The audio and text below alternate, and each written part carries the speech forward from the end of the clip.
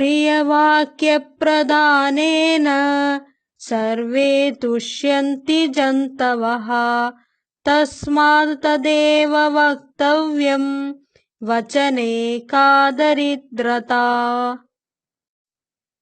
अर्थात सर्वे जन्तवः प्रियवाक्यप्रदानेन तुष्यन्ति। अन्यान् कटुवचनानि कदापि न वक्तव्यानि। कोऽपि कटुवचनानि श्रोतुं न इच्छति। श्रोता दुःखितः अस्ति चेत् कटुवचनानि श्रुत्वा तस्य दुःखं वर्धते। कदाचित् तस्य आत्मघातस्य संभावना अपि स्यात्। अपितु प्रियवाक्यं तस्य जीवने अद्भुतं सृजति। सः सन्तुष्टजीवनं यापयति।